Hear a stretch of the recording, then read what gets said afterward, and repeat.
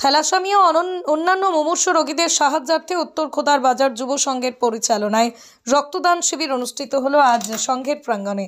একটি বেসরকারি ব্লাড ব্যাংকের সহযোগিতায় এবছরের রক্তদান শিবিরে অসাধারণ, অভূতপূর্ব। আমি অনেক রক্তদান শিবিরে গেছি, যাতে এতটুকু সময়ের মধ্যে প্রায় 150 জনের মতো মানুষ রক্ত দিয়েছেন, এটা সত্যি কথা বলতে আমি কল্পনাও করতে পারি না। এখানকার যুব সম্প্রদায় যারা রক্তদান শিবিরের আয়োজন করেছেন, বিশেষ করে এই ক্লাব, তাদের সবাইকে আমি অভিনন্দন জানাই। যারা রক্তদাতা, রক্ত দিতে এসছেন, তাদেরও আমি সাধুবাদ জানাই, এবং যারা রক্ত সংগ্রহ করতে এসছেন তাদেরও আমি অভিনন্দন জানাই। 150 জন রক্তদাতার মধ্যে 70 জন মহিলা রক্তদান করেছেন। অনুষ্ঠানে উপস্থিত থেকে সংঘের ভূয়সী প্রশংসা করেন। এলাকার বিধায়ক তথা বিধানসভার অধ্যক্ষ বিমান বন্দ্যোপাধ্যায় ছিলেন। দক্ষিণ 24 পরগনা জেলা পরিষদের কর্মাধ্যক্ষ জয়ন্ত ভদ্র। আমাদের এই রক্তদান শিবির এটা দ্বিতীয় বর্ষ। আমাদের প্রথম বর্ষে 118 জন রক্তদান করেছিল। দ্বিতীয় বর্ষে এখনো পর্যন্ত আমাদের 140 জন মতো অলরেডি রক্তদান করে গেছে, আর কিছু লোক এখনো অপেক্ষা করছে রক্তদান করার জন্য।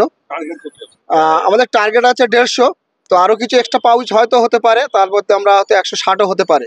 আমাদের টার্গেট 150 পিছন আছে। এবং যারা এখানে আজকে যে জায়গায় এসেছি, খোদার বাজার রক্তদান শিবিরে, এখানকার প্রত্যেকে যা আমি ইনভলভ দেখলাম, এনারা সমাজের সমস্ত কাজই এরা করে, ভালো ভালো কাজ। তো এরকমভাবে এগিয়ে চলুক।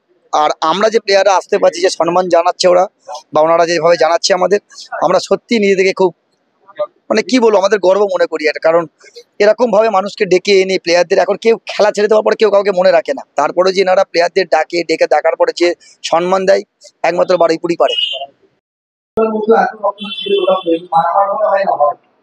যেটা আপনারাই করেন সমস্ত জায়গায়, আর খুব ভালো লাগে যেগুলো আমি খেলার জগতের মানুষ।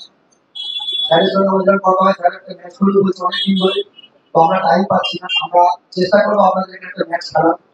এবং এখন আপনারা যেরকম প্রশাসনের সঙ্গে আছেন, সেরকম আমি শুনলাম যে আপনারা অনেক কাজ করেন, রাহুল অনেক কাজ করে। তো আপনারা চেষ্টা করুন ইয়াং জেনারেশন যারা আপনাদের এখন যারা দেশের ভবিষ্যৎ, সেই সমস্ত মানুষদেরকে নিয়ে বা সেই সমস্ত ছোট ছোট বাচ্চাদেরকে ইনভলভ করুন খেলার দিকে। এখন সবাই আমরা বুঝতে পারছি কেন করছি, আমরা কেউ এখন ফ্যামিলিকে টাইম দিতে বাচ্চাদের। সবাই এখন কি করি, একটা ফোন কিনি, ওকে একটা ফোন হাতে ধরে দিয়ে আমরা একটা দিকে চলে যাই। হোয়াটসঅ্যাপ, ফেসবুক আমরা করতে ব্যস্ত, আর ওটা করবেন। ওকে হাত ধরে মাথায় দিয়ে যান, ওকে টাইম, আজকে ওকে টাইম দেবেন, পরবর্তীকালে আপনি যখন দুটো আপনাকে টাইম দেবেন।